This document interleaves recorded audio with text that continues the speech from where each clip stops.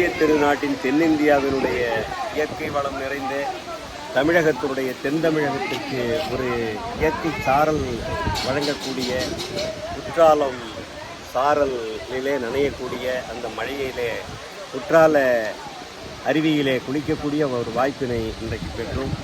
குற்றால அருவியிலே நீர் சிறப்பாக வந்து கொண்டிருக்கிறது, தெளிந்த நீராக வந்து கொண்டிருக்கிறது. குற்றாலத்தை இன்னும் சற்று தூய்மைப்படுத்த வேண்டிய நிலையும் இருந்து கொண்டிருக்கிறது. குற்றாலத்திலே இருக்கக்கூடிய அந்த இயற்கை வளத்தை பார்க்கின்ற போது கிட்டத்தட்ட 1000 ஆண்டுகளுக்கு முன்பாக திரிகூட ராசப்ப கவிராயர் என்று சொல்லக்கூடிய ஒரு கவிஞர் ஒரு சிந்து பாட்டினை பாடியிருக்கிறார். அதுதான் இன்றைக்கு நினைவுக்கு வருகிறது.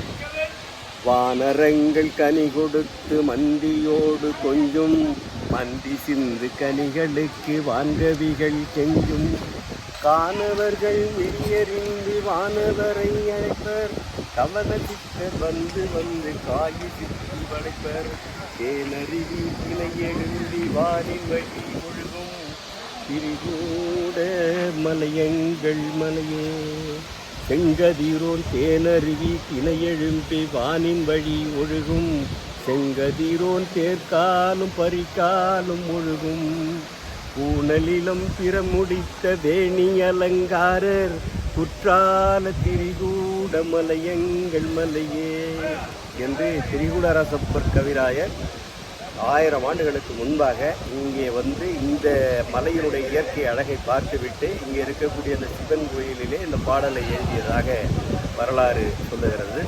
அந்த அளவிற்கு ஒரு இயற்கை சூழ்ந்த இந்த குற்றாலத்தை இன்னும் அரசாங்கம் கூடுதல் கவனம் எடுத்து இன்னும் தூய்மையான ஒரு நகரமாக இந்த குற்றாலத்தை உருவாக்க வேண்டும். மக்களுக்கு ஒரு மிகப்பெரிய ஆறுதலாகவும் மிகப்பெரிய ஒரு தன்னுடைய எண்ணங்களை கவலைகளை போக்கக்கூடிய ஒரு தலமாகவும் இந்த பகுதி இருந்து கொண்டிருக்கிறது.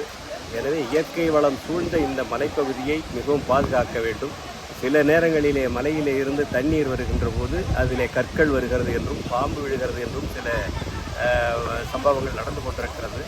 அதை மேலே இருக்கக்கூடிய இங்கே இருக்கக்கூடிய பார்க்கக்கூடிய இந்த வனத்துறையை சார்ந்தவர்கள் அதையும் கண்காணித்து மக்களுக்கு ஒரு பாதுகாப்பான ஒரு சூழலையும் உருவாக்க வேண்டும் என்பதை இந்த நேரத்தில் தெரிவித்துக் கொள்கிறேன். ஞானமூர்த்தி தலைவர், உலக திருக்குறள்.